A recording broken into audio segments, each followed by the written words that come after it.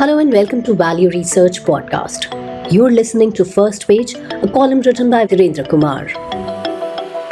The true measure of Charlie Munger's wealth. Charlie Munger's poverty has become a topic of online conversations, but it's utterly irrelevant for investors. There's an amusing irony in that Charlie Munger authored a book titled Poor Charlie's Almanac, The Wit and Wisdom of Charles T. Munger.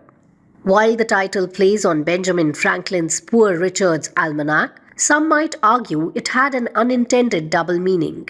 Recently, Helios Mutual Fund's CEO Samir Arora raised an intriguing question on X about Munger's relatively modest net worth of $2.6 billion, particularly compared to his long-term partner Warren Buffett's fortune. It turns out that on a relative scale, compared to what people expect, he really was poor Charlie. However, I think we investors should ignore Charlie's poverty entirely. The real wealth Munger created wasn't just in his net worth, but in the intellectual capital he gave to generations of investors. Consider the investment principles Munger outlined in a speech summarized by John Templeton, a reference in the same X post. These 8 commandments of investing are worth more than any billion-dollar fortune because they have helped countless investors build their wealth. Let's examine why these principles are so valuable. First, Munger's emphasis on specialization and understanding your circle of competence has saved many investors from costly mistakes. His Bobby Fischer anecdote brilliantly illustrates this. When asked how to beat the chess champion, the answer was simple. Get him to play you at any game except chess. The lesson? Stay within your domain of expertise. His insights on scale and bureaucracy are particularly relevant today. When he warned that bigger is not better if it creates bureaucracy, he offered a timeless truth that applies whether you're analyzing tech giants or government institutions. This understanding helps investors spot both opportunities and threats in organizational growth. Indeed, Munger's perspective on technology and its impact on business was equally astute.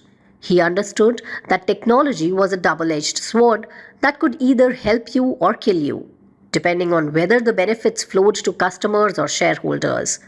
This principle has become especially relevant in today's digital age, where technological disruption can rapidly transform industry economics and competitive advantages. His warning is a crucial reminder for investors to carefully evaluate how technological changes affect business moats.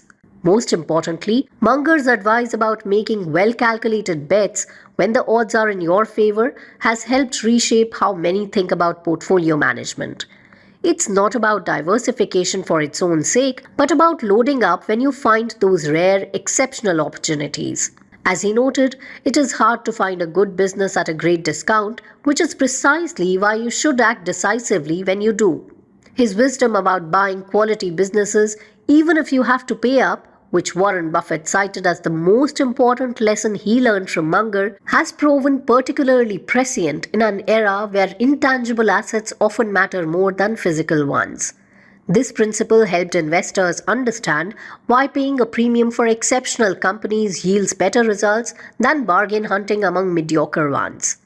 The mathematical clarity he brought to long-term investing is exemplified in his simple explanation of how tax-efficient, low-turnover investing compounds wealth. His example shows 2 investors earning the same 15% annual return but with different tax treatments. One investor is in an asset where gains are taxed every year, like interest income, and the other is in one that is taxed only on withdrawal, like capital gains on mutual funds.